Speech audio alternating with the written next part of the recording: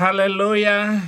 Jangan lupa like dan subscribe channel ini untuk menambah wawasan dan mengerti tentang penginjilan, bahwa tugas orang percaya, orang Kristen itu adalah mencari jiwa, bukan mencari duit, mencari makan. Bukan. Yang penting dapat jiwa dulu, baru cari makan. Haleluya. Berita-berita terbaru ini adalah Saifuddin Ibrahim dideportasi. Memang mengerikan sekali di Amerika ini, saudara-saudara. Tiba-tiba ada orang nggak balik lagi ke rumahnya. Jadi orang ketangkap di tempat kerjanya, langsung dibawa, mobilnya ditinggal, rumahnya ditinggal, apa pokoknya nggak jelas. Di Amerika sudah balik, sudah ada di Manado, tiba-tiba sudah ada di Medan, sudah ada di Jakarta, Surabaya gitu, dan sudah berapa puluh orang. Ada lagi yang komporin, saudara-saudara. Ini orang Indonesia ini memang kurang bagus di sini nih. Kok bisa-bisanya orang Amerika, orang Indonesia di sini nggak kompak sesama Indonesia loh. Lah tolong disembunyiin. Malah ada yang mengatakan, saya bisa menunjukkan kamu di mana saja kalian berada, katanya. Ya ampun, ngeri benar ini tinggal di Amerika. Bahwa Saifuddin Ibrahim ini sudah dideportasi. Tetapi saya tahu bahwa mereka memang cari konten supaya mendapat makan dari kontennya itu. Katanya itu ada juga Paul namanya di Eropa sana. Saifuddin Ibrahim itu sudah ditangkap dan sudah dideportasi ke Indonesia katanya. Saya tetap aja nggak bisa, saya bebas kemana-mana saya pergi. Yang penting saya bawa ini KTP saya, apa saya bawa semuanya. Kalau perlu juga paspor saya bawa. Dan mana kartu saya? Aduh, nggak ada. Besok baru saya tunjukin KTP saya. Ada semuanya, lengkap.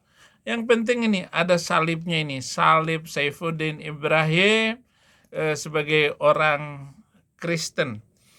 Nah, sebelum saya sampaikan kenapa orang bisa murtadin dan apa saja penyebabnya, tetapi kita lihat dulu, ini ada berita si Saifuddin Ibrahim lagi rame nih, saudara.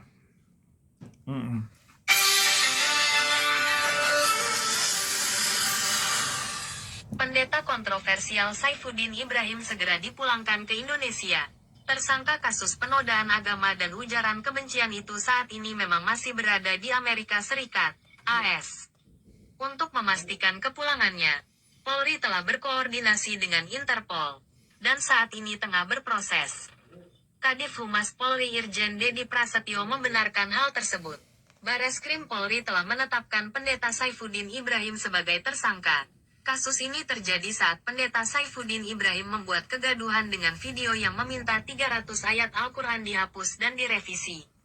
Menurut Saifuddin, ayat-ayat tersebut mengajarkan kekerasan dan terorisme. Dia juga menyebut pesantren adalah... Nanti kita lanjutkan, saudara-saudara. Mau bicara dulu ya. Mumpung lagi viralnya saya pokoknya hampir saja setiap ada kasus apa ataupun kebakaran di LA kemarin, bahwa rumah ataupun tempat Saifuddin Ibrahim juga ikut dilalap api, kata-kata itu si channel-channel kecil. Nah, 5 perkara kenapa orang itu menjadi murtad lalu menolak Mr. M dan ajarannya.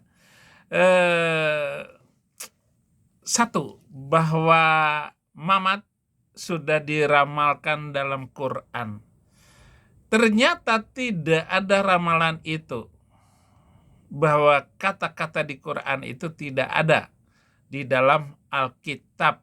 Nama Mr. M itu mulai dari Perjanjian Lama sampai kitab Wahyu di Perjanjian Baru, sehingga ayat-ayat Quran yang menyatakan bahwa Yesus telah mengatakan Bani Israel akan datang seorang yang bernama Muhammad itu, ini adalah lelucon. Itu sebabnya saudara-saudara saya ini sangat dibenci oleh mereka supaya saya dibawa kembali, apalagi MUI itu mengeluarkan uang besar lalu dijadikan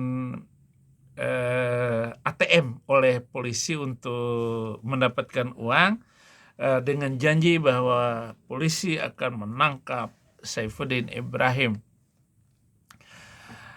Kenapa ya? Karena ungkapan-ungkapan saya dan pernyataan-pernyataan saya, Qurannya begini, Alkitabnya begini, nggak ada di dalam Alkitab.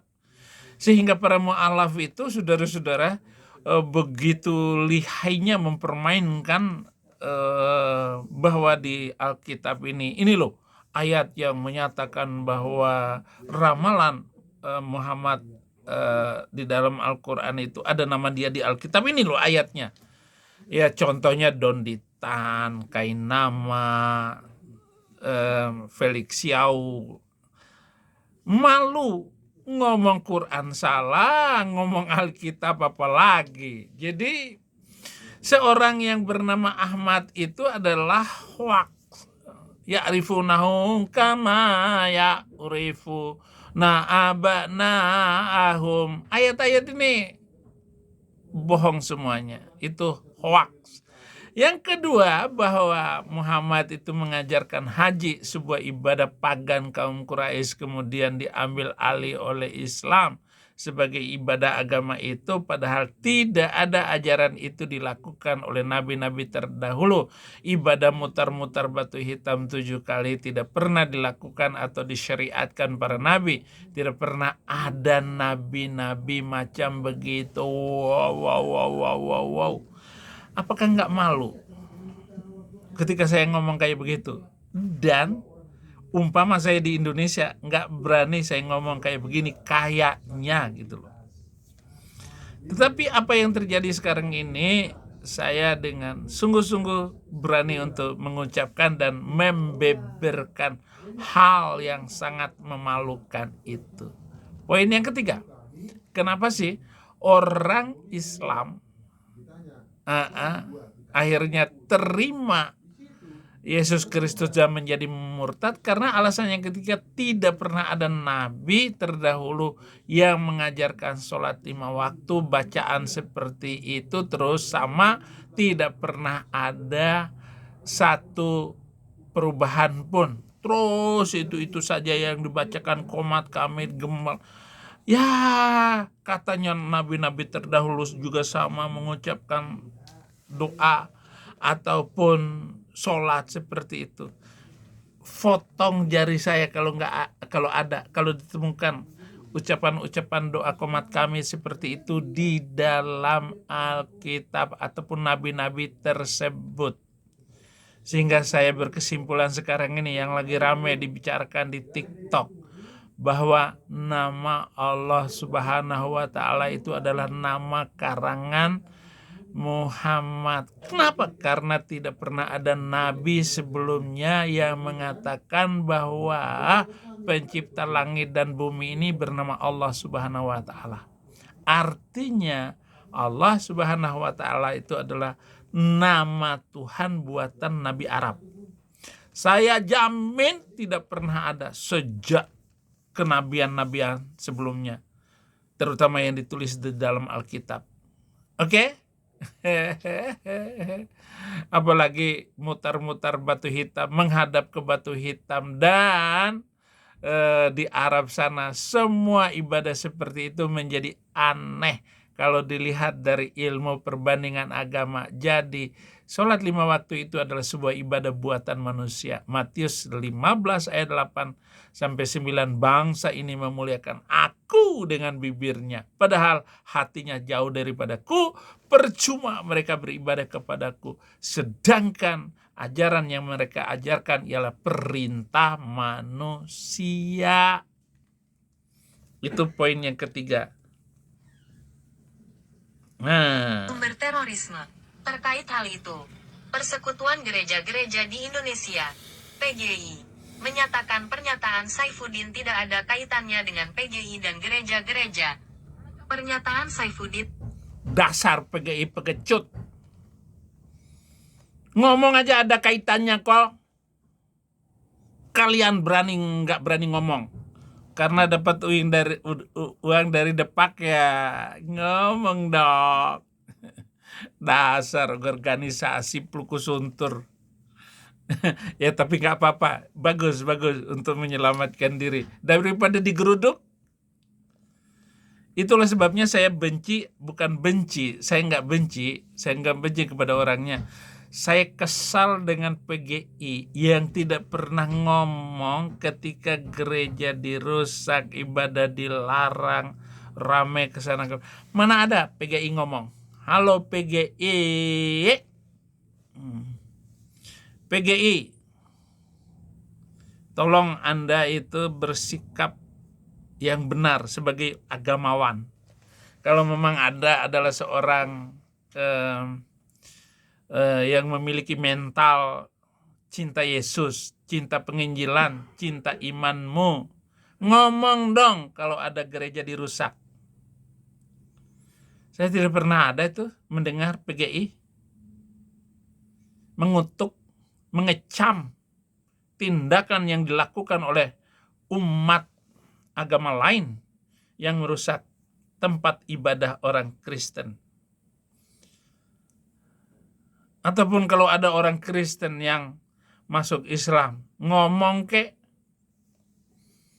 apa kek, ikut sumbang. Padahal yang duduk di PGI itu kan pendeta-pendeta, tokoh-tokoh Kristen. Sekolah teologi semua, sarjana agama. Halo, saudaraku di PGI, bertobat saudara ya. Poin yang keempat, kenapa kami mantan-mantan Muslim ini menolak Islam?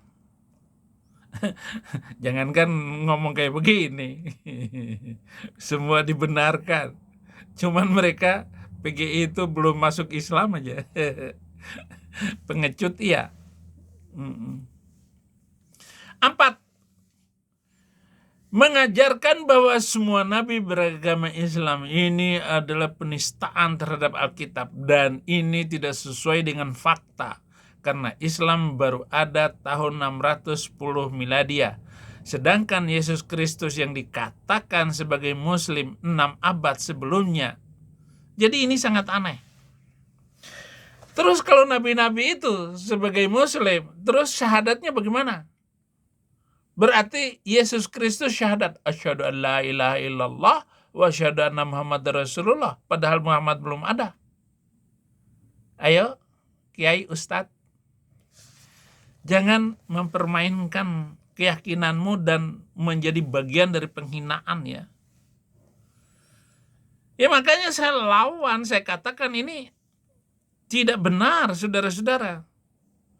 Di mana data teologinya, di mana data faktualnya, sejarah-sejarah atau tulisan-tulisan orang di luar Islam yang mengatakan bahwa nabi-nabi terdahulu itu adalah Muslim. Di mana? Iya. Inilah kenapa kami menolak Islam itu. Yang kelima, melempar batu kepada setan adalah ironis karena tidak mungkin melempar setan pakai batu. Dan pastinya tidak bisa melempari makhluk halus dengan batu. Dalam Kristus teladan iman yang bisa menjawab krisis ajaran dalam agama sebelah kita. Semuanya sudah selesai dalam apa yang diajarkan oleh Yesus Kristus.